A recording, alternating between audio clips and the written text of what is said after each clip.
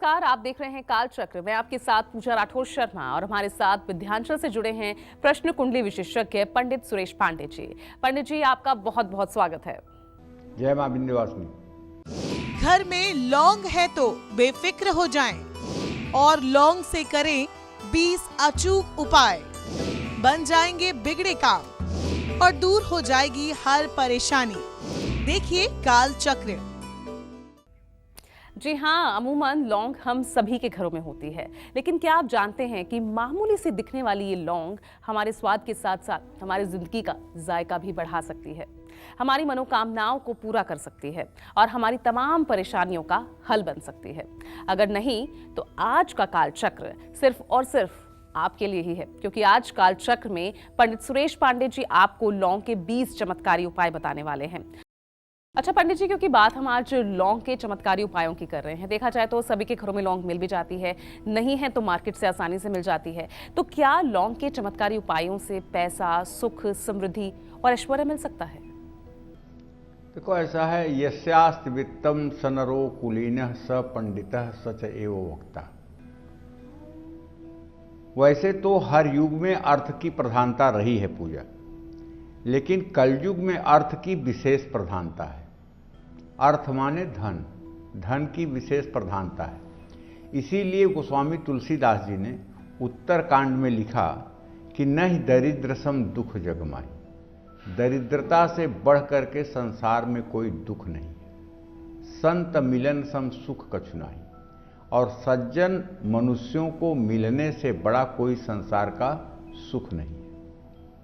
मैं अपने दर्शकों से बड़ी विनम्रता पूर्वक कहना चाहूँगा कि अगर आप भी आर्थिक परेशानी के कारण तनाव में आ रहे हैं, एंजाइटी हो रही है, डिप्रेशन हो रहा है, घर की परिस्थितियों को देखते हुए आपका मन मस्तिष्क हर समय बेचैन रहता है और आप लाख कोशिश करने के बाद, अच्छी कमाई के बाद सेविंग्स नहीं कर पा रहे हैं, बचत नहीं कर पा रहे हैं और परिवार में कलेश बढ़ रहा है, लाख कोशिशों के बाद भी कारोबार में घाटा हो रहा है, तो मैं आपको एक छोटा सा उपाय बताऊंगा, आप इसको करके देखिएगा।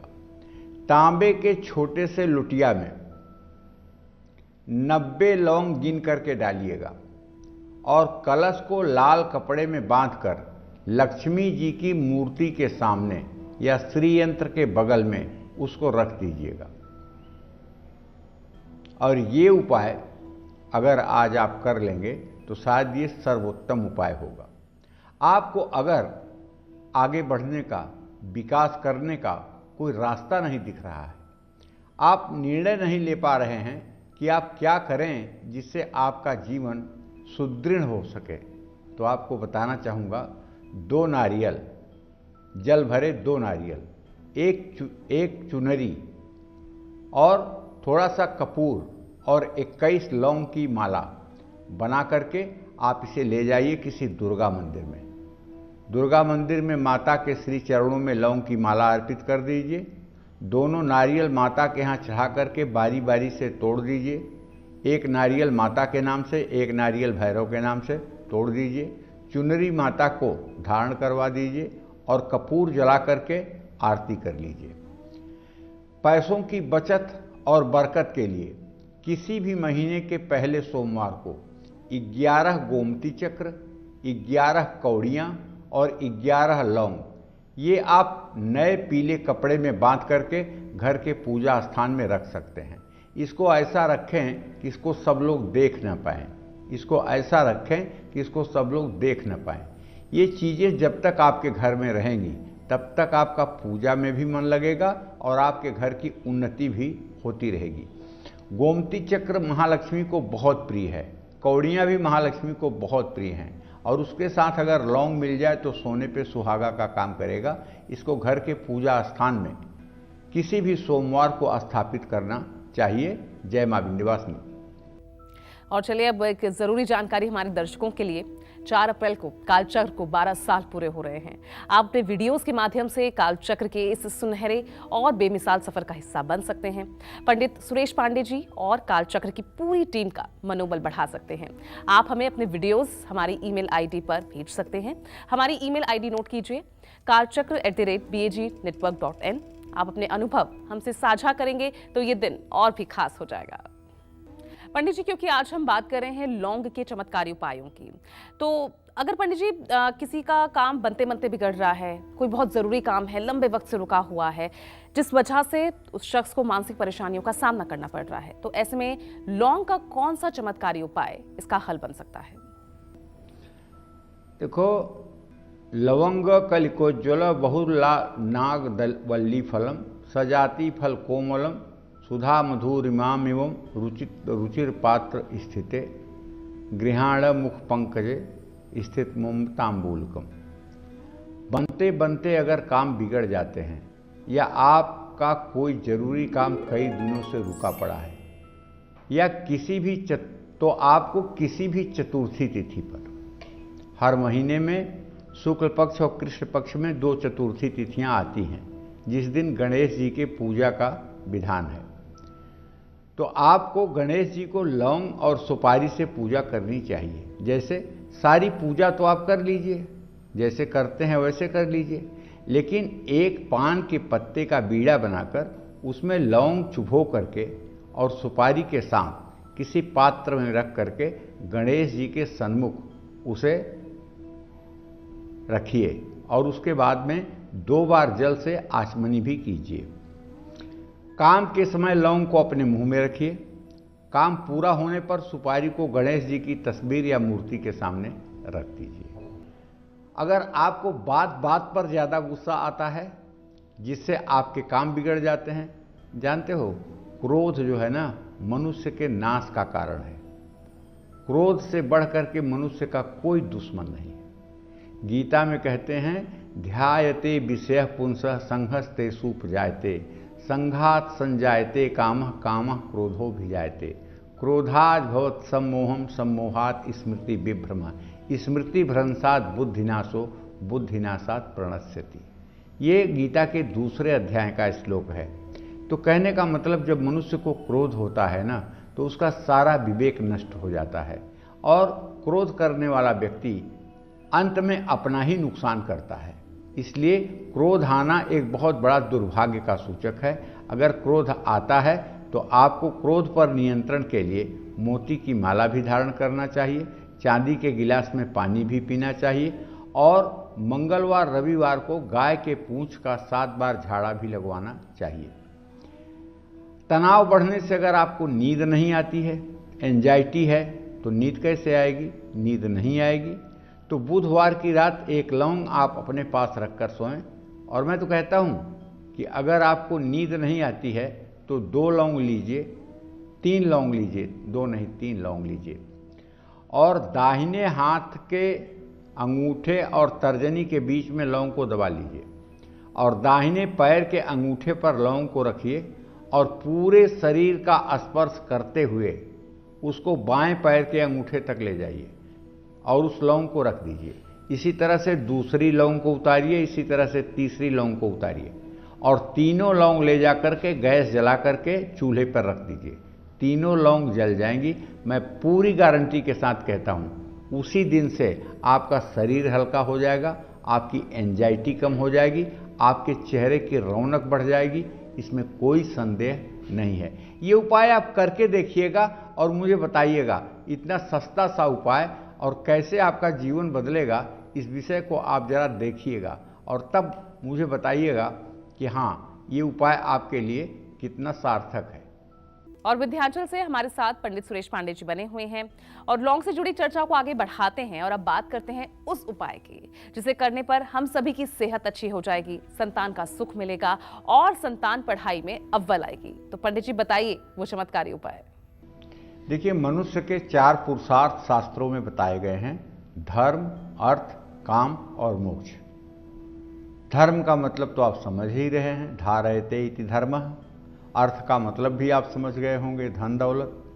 काम का मतलब केवल काम वासना नहीं होती है, काम का मतलब कामना होती है जिसमें पुत्र भी सन्निहित होता है। तो जिन लोगों की जन्म कुंडली में पंचम भाव पर पापक ग्रहों की दृष्टि होती है या पंचमेश अस्त होता है या पंचम भाव का स्वामी छठे 8वें मृत्यु स्थान में पापग्रहों के साथ होता है, तो ऐसे लोगों को संतान नहीं होता है। सूर्य मंगल 8वें भाव में हो तो ऐसे जातकों की पत्नियां बंध्या होती हैं। तो कहने का मतलब है कि अगर आपके भी जीवन में संतान प्राप्ति में विलंब हो रहा है, देखो उससे भी ज़्यादा दुख है कि संतान हो करके नालायक निकल जाए, कुमार्ग पर चलने लगे, बुरे व्यसनों में फंस जाए, उससे भी बड़ा दुख है। ऐसे में आदमी तिल तिल कर मरता है।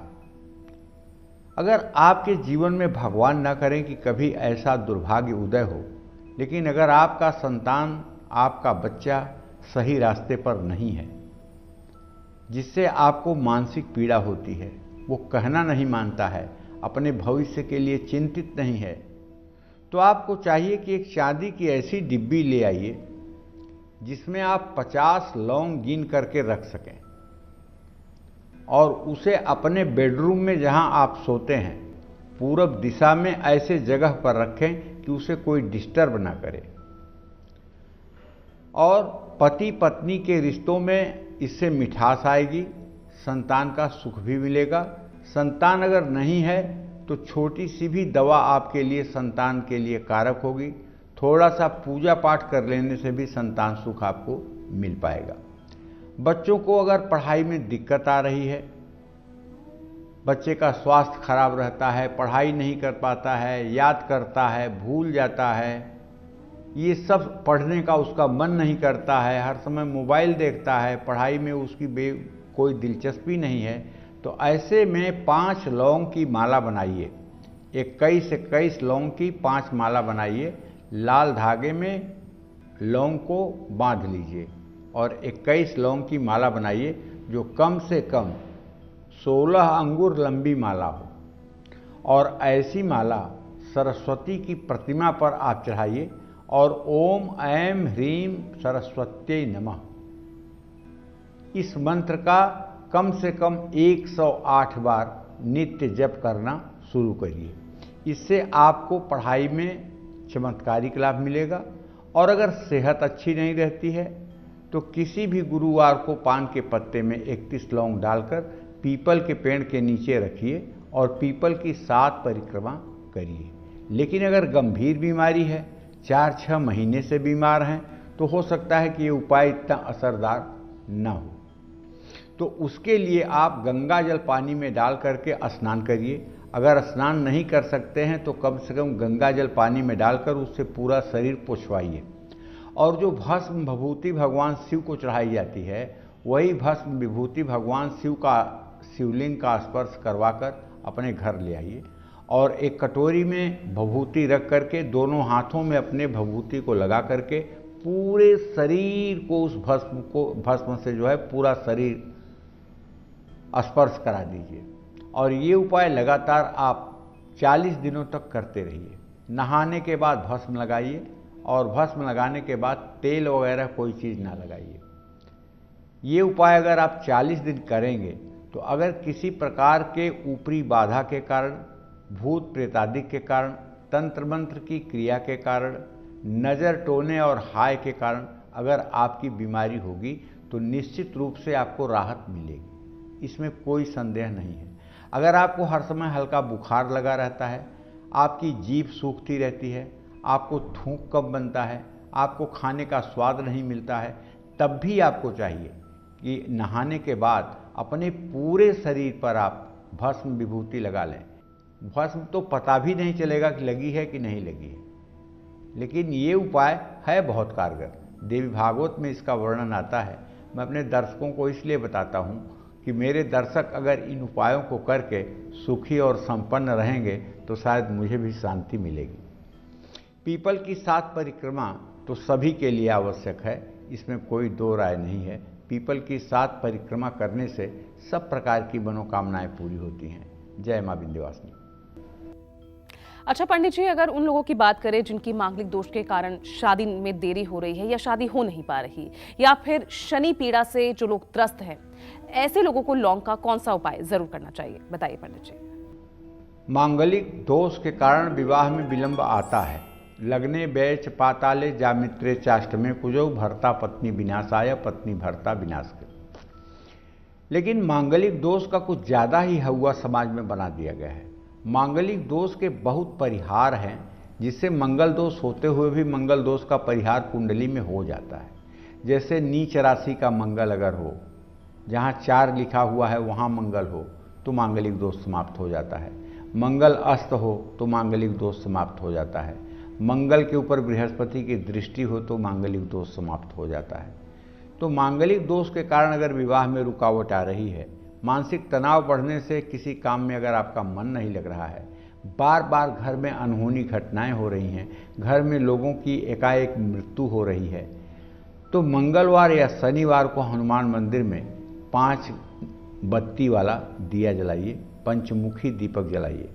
अगर आपकी शनि की 7.5 चल रही है, आप मकर, कुंभ और मीन राशि के जातक हैं, तो हर शनिवार को पानी में 9 लौंग डालकर दक्षिण दिशा की ओर मुंह करके स्नान करिए।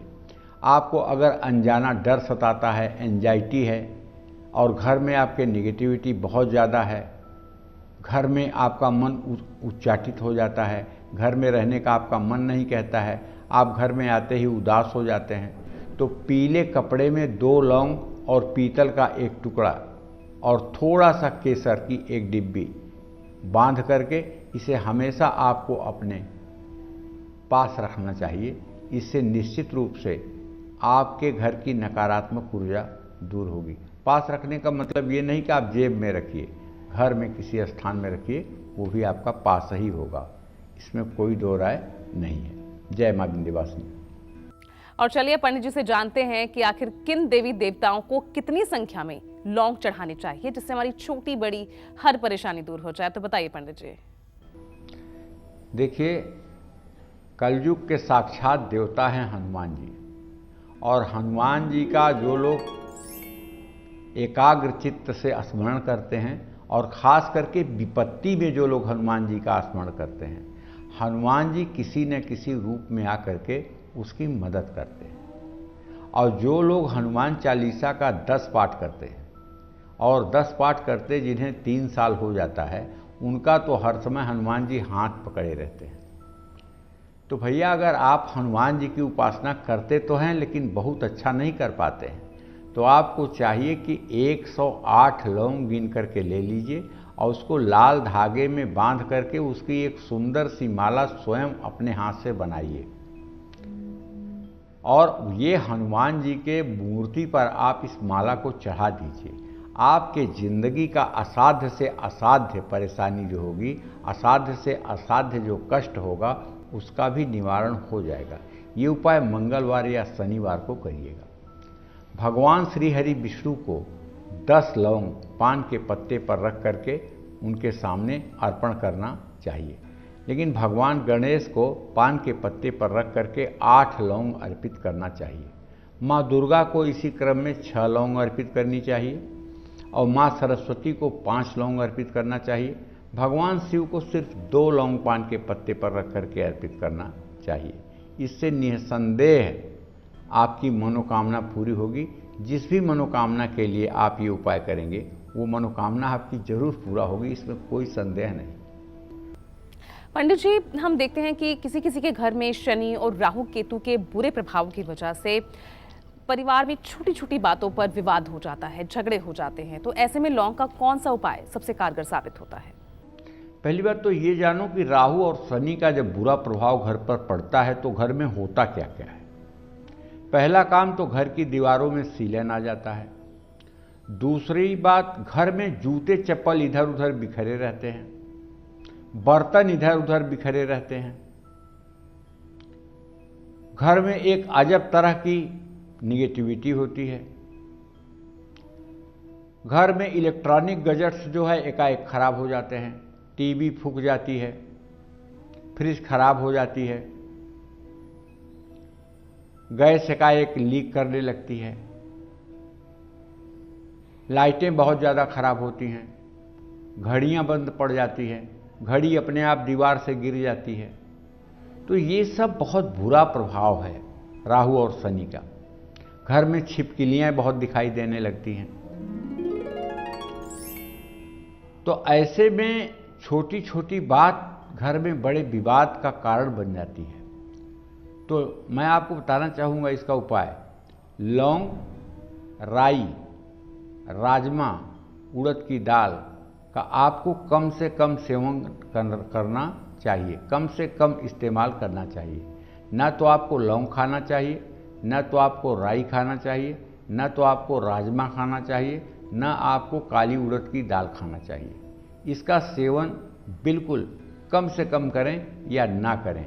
कहीं मजबूरी हो तो भले इसे खाएं, लेकिन अगर राहु और शनि खराब है तो इसका सेवन बिल्कुल भूल करके भी ना करें।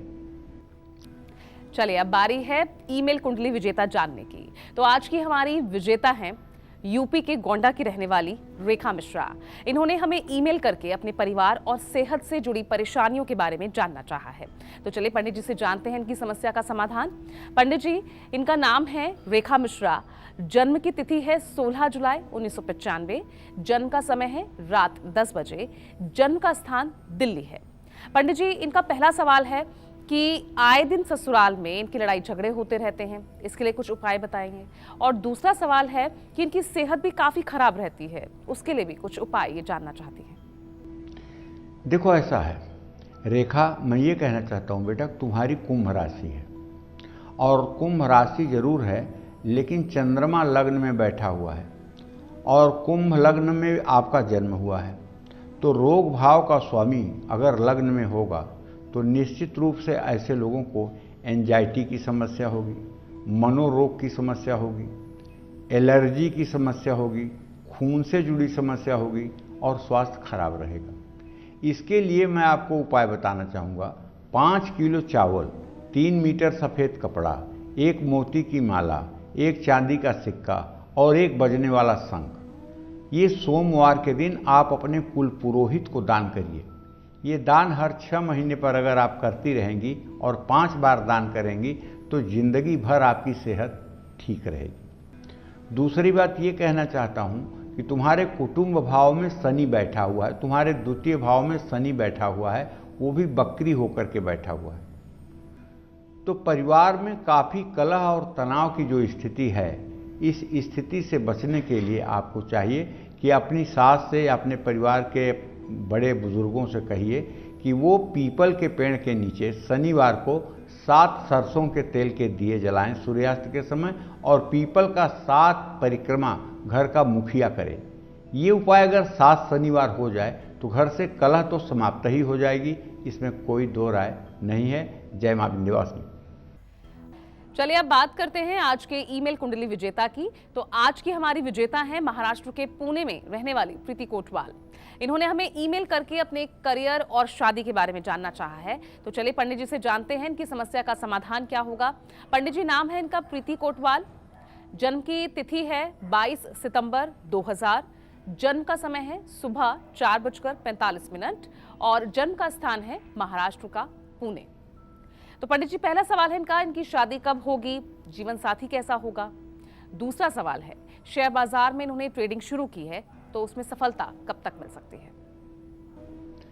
देखो, प्रीति का जो जन्म है वो 22 सितंबर 2000 का है, 4:45 का प्रातः का है। पुणे महाराष्ट्र में इनका जन्म हुआ है। ऐसे में मैं बताना चाहूँगा कि सिंह लग्न में इनका जन्म हुआ है और मिथुन राशि है इनकी, लग्न में मंगल है, इसलिए ये मंगली हैं और इनका मंगल दोष निवारण नहीं हो रहा है, इसलिए विवाह में भी विलंब है और विवाह मांगलिक लड़के से ही करना चाहिए। अभी इनके विवाह में 2 से 3 वर्ष का विलंब बना हुआ है, हो सकता है 4 वर्ष का भी विलंब हो जाए। हाँ, इनको जो जीवन साथी मिलेगा वो टेक्निकल क्षेत्र में होगा, वो कंप्यूटर इंजीनियर हो सकता है, वो मैकेनिकल इंजीनियर हो सकता है, वो इंजीनियरिंग के क्षेत्र का होगा और इनका वैवाहिक जीवन बिल्कुल ठीक रहेगा, इसमें कोई दो राय नहीं है। इनकी आर्थिक स्थिति भी ठीक रहेगी, इसमें भी कोई दो राय नहीं है। इनको चाहिए कि मंगल के लिए ओम अंग अंगारकाय नमः इस मंत्र का 10 माला जप 50 दिन कर लें। हनुमान जी को लड्डू और तुलसी के पत्ते चढ़ाएं और हो सके तो एक सोने का छल्ला बनवा करके बृहस्पतिवार को दाहिने हाथ की तर्जनी उंगली में धारण कर लें, बृहस्पतिवार को शुक्ल पक्ष में, और ये छल्ला तब तक धारण करें जब तक रिंग सेरेमनी नहीं हो जाती है। जब रिंग सेरेमनी हो जाए तब इस छल्ले को उतार देना चाहिए। जय मां विंध्यवासिनी।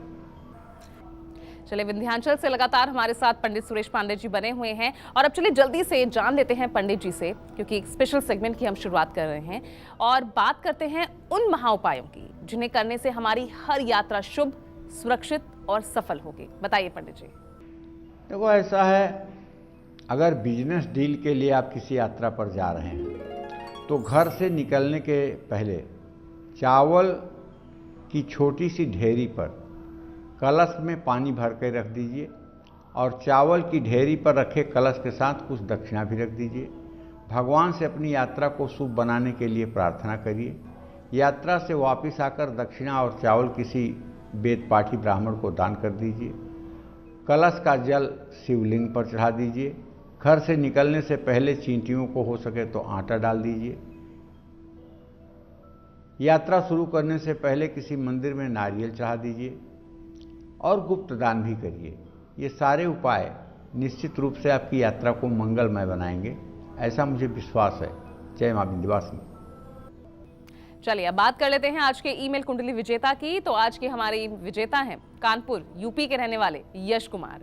इन्होंने हमें ईमेल करके अपने काम और सरकारी नौकरी के योग के बारे में जानना चाहा है। तो चलिए पंडित जी से जानते हैं इनकी समस्या का समाधान। पंडित जी, डिटेल्स इनकी है। नाम यश कुमार है, जन्म की तिथि है 19 अक्टूबर 2000, जन्म का समय है सुबह 9:58 पर और जन्म का स्थान है यूपी का कानपुर शहर। तो पंडित जी, पहला सवाल इनका है कि इन्होंने ऑनलाइन काम शुरू किया है, कब तक इन्हें सफलता मिल पाएगी। दूसरा सवाल है कि इनकी कुंडली में सरकारी नौकरी का योग है या नहीं। देखो, ऐसा है, यश कुमार का जन्म 19 अक्टूबर 2000 को हुआ 9:58 पर सुबह कानपुर में। इनकी जन्म कुंडली वृश्चिक लग्न की है। इनकी जन्म राशि मिथुन राशि है। इनका चंद्रमा राहु के साथ मृत्यु स्थान में बैठा हुआ है और राहु के साथ चंद्रमा होने के कारण डिसीजन लेने में इनसे काफ़ी देर होती है।